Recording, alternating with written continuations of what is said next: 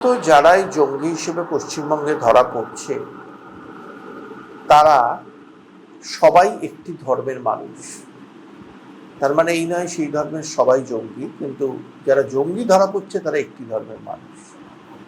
আর মমতা বন্দ্যোপাধ্যায় যখন মুখ্যমন্ত্রী ছিলেন তিনি স্বয়ং বলেছিলেন যে গরু দুধ দেয় সে লাথি মারলেও তা সহ্য করতে হয়। এবার দুটোকে যদি মেলাই, জিহাদিরা তৃণমূলকে ভোটে দিতে সাহায্য করত, সন্ত্রাস করে মমতা তাদের সুরক্ষা দিতেন। এবং তিনি এটাও বলেছিলেন সেই ধর্মের নাম করে বেশ করবো, ওদের তোষণ করবো, এটাও প্রাক্তন মুখ্যমন্ত্রী বলেছিলেন।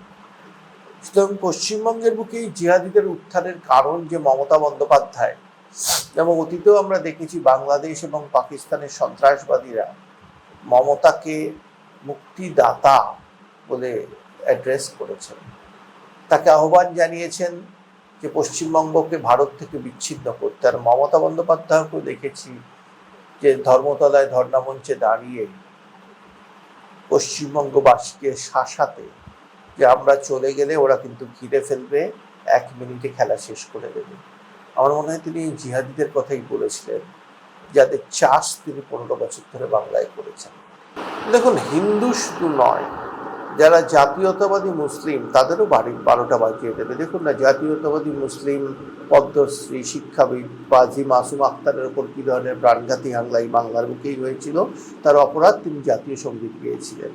এখানে কেউ সুরক্ষিত নয়। যারা ভারতবর্ষকে ভালোবাসেন তারা হিন্দু হোক, মুসলিম হোক, খ্রিশ্চান হোক, কেউ সুরক্ষিত নয়। এদের লড়াই বিজেপি RSS এর বিরুদ্ধে শুধু নয়, ওদের কিছু বলার থাকতো না, এদের লড়াই ভারতবর্ষের বিরুদ্ধে। আর যেহেতু নরেন্দ্র মোদীর নেতৃত্বে বিজেপি RSS, মোহন ভাগবতের নেতৃত্বে আজকে ভারতবর্ষকে রক্ষা করছে, তাই এরা লড়াই করছে বিজেপি RSS এর বিরুদ্ধে। কাল যদি অন্য কোনো সংগঠন ভারতকে লড়তে আসে বা বাঁচাতে আসে, এটা তাদের বিরুদ্ধে লড়বে। সেই এটা আমাদের সত্যি সতর্ক হতে হবে। কারণ আমরা একবার একটা হচ্ছে ঐক্য, হিন্দু ঐক্যের অভাবে ভারতবর্ষ পরাধীন হয়েছিল। বারবার ইতিহাস বলছে, কখনো মুঘল, কখনো পাঠান, কখনো ইংরেজ, তারা এসে ভারতকে পরাধীন করেছিল।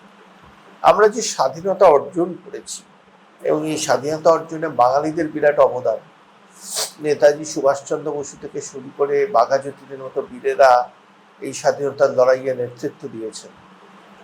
সেই স্বাধীনতাকে যদি ধরে রাখতে হয়, আর বাংলা যদি পরাধীন হয়ে যায় তাহলে সারা ভারত পরাধীন হয়ে যাবে, এটা আমাদের মনে রাখতে হবে। খারিজি মাদ্রাসায় যে জঙ্গি তৈরি হচ্ছে এটা আমরা অনেকদিন থেকেই জানি। বুদ্ধদেব বাবুর সময় মাদ্রাসা কিভাবে দুরুপয়োগ হচ্ছে সেটা তিনি সম্ভবত বলেছিলেন, কিন্তু যেভাবে এদের বারবারন্ত হয়েছে গত 15 বছরে অতীতে সেটা দেখা যায়নি।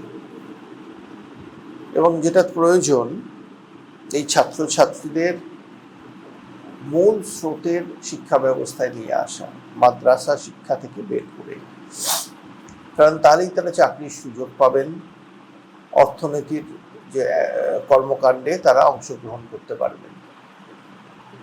যারা খারিজি মাদ্রাসায় পড়ছেন, একটা ধর্মান্ধতার কারণে সম্ভবত পড়ছেন, তাদের মূল স্রোতে শিক্ষা নিয়ে আসা একটা উদ্যোগ নেওয়া সরকারের প্রয়োজন বলে আমার মনে হয়। ওরা বিভিন্ন সুযোগ খুঁজছে, এই জন্য আমি বললাম এটা তৃণমূল শুধু নয়, ওরা প্ল্যাটফর্ম খুঁজছে।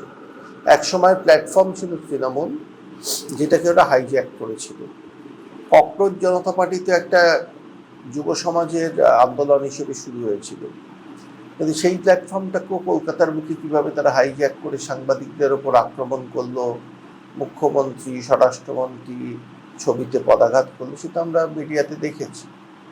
সুতরাং এটাকে উপেক্ষা করলে চলবে না যে আজকে এরা যেভাবে বিভিন্ন প্ল্যাটফর্মকে হাইজ্যাক করে ভারতবর্ষের বিরুদ্ধে যুদ্ধ ঘোষণা করছে, কোনো সমস্যা হলেই সেই সমস্যার সুযোগ নেওয়ার চেষ্টা করছে। এটা নিয়ে সরকারকে সতর্ক থাকতে হবে, আমাকে আপনাকে মতো সাধারণ মানুষকে সতর্ক থাকতে হবে, তবেই ভারতবর্ষ সুরক্ষিত থাকবে। দেখুন, এই জিহাদি মুসলিমদের রিফর্ম করার কোনো জায়গা নেই, তাদের একটাই রাস্তা, এনকাউন্টার। অথবা আইনের আওতায় এনে তাদের শাস্তি দেওয়া।